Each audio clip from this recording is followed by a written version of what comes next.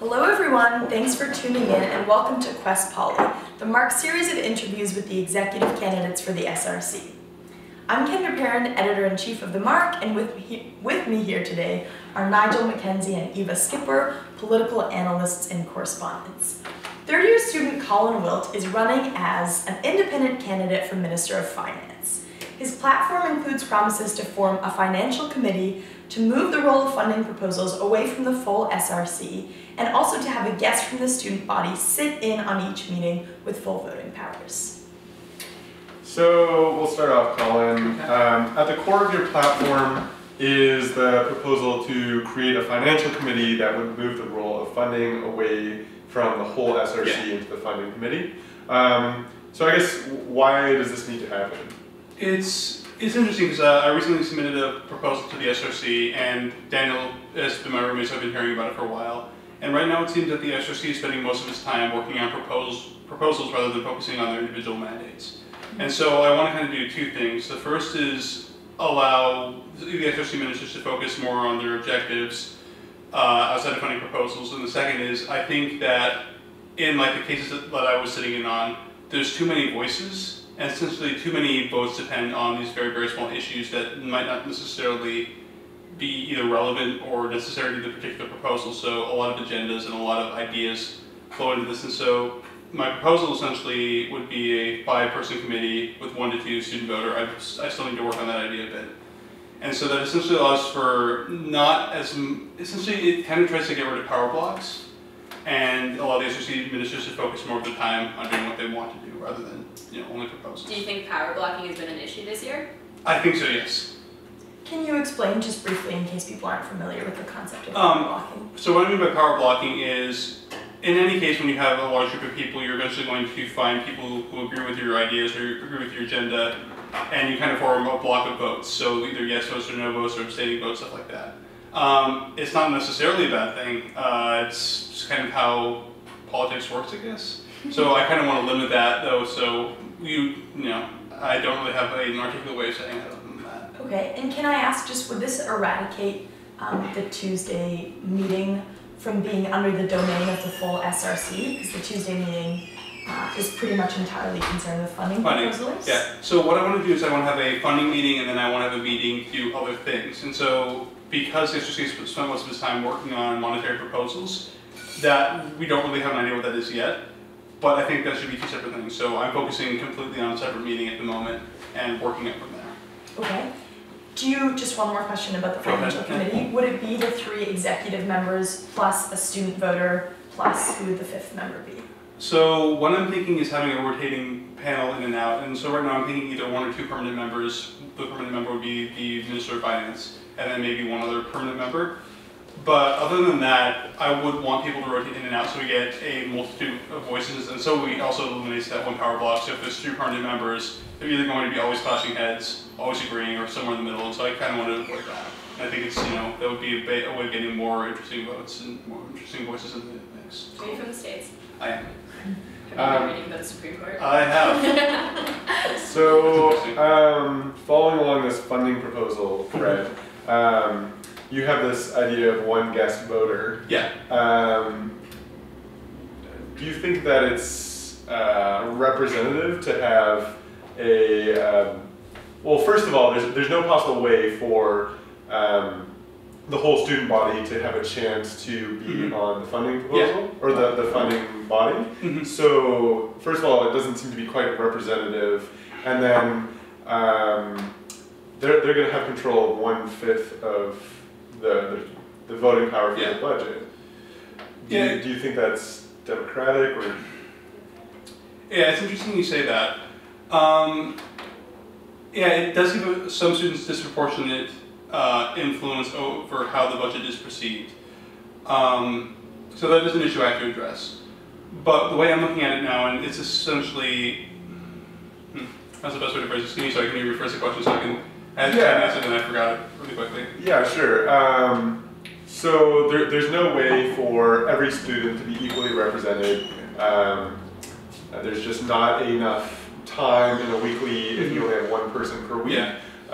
So is this democratic or representative? Yeah. So Yeah, I would argue one, it is representative because it's essentially the current honorary guest with voting powers. And so we're trying to get one person each week to come in, and so it does have that one person's view to skew things. But one thing that isn't, I don't have quite up there with my platform because I didn't want to make it too big is these proposals, I had a couple of the rules built in there. One, all proposals would have to go up a week before they're actually voted on to get student, comments on them. And so that would go up. Then you'd have a student come in and vote, and then you'd have it's going to be 5 to 7 members voting on it from there. Sorry, can I interrupt? So your proposed solution would be like, you have to submit them a week in advance, and then they'll be posted on the SRC website, students can make comments on them. And so it's essentially, there is some student comments on the proposals now, and I want to increase that, and I kind of also want to increase student buy-in to the process. So that's kind of my thoughts behind it, and this is all contingent on, first of all, if elected to Minister of Finance, I'd work up with the system. I talk with current ministers to see what they would think wouldn't work with my idea, factor that in, and then this would ultimately be put to a referendum, I think, is the only way to do that. Right, but I still think that it's not quite representative, right? Like if you only... Or I guess maybe we could ask, what issue or problem or caveat on the current SRC is this trying to rectify? Or what inspired you to come up with this policy? It's essentially looking at how ministers allocate their time, and also it's because you have ministers who, when you're looking at a proposal, it fits within certain boundaries and certain ministerial positions, right? So I'll give an example for rugby. It's not the one that led me to run or led me to devise this method, but you have ministers like the concentration rep or academic rep coming in and submitting and voting on that. And how is that any more or less democratic than my ideal? The only thing I'm doing is having a few less voters on the panel. But specifically, the guest voter, the guest randomly selected student. What inspired you, or what are you trying to do? It was a student buy-in idea more than anything else. And so it is weird, and it's this little thing that I really need to work up on. I think it's important because right now I don't feel that there's a lot of student engagement within the SRC. To give like a personal example, up until this year, I've had absolutely nothing to do with the SRC because one, I don't feel that they particularly represent my interests, and two, it's not really student government. It's really, in my interest or my idea, it looks like a funding body more than anything else that occasionally puts on events. And I want that to change because we should have a little bit more power, and we should have more kind of buy-in to the student government because they're supposed to be representing us. As students. As students, exactly.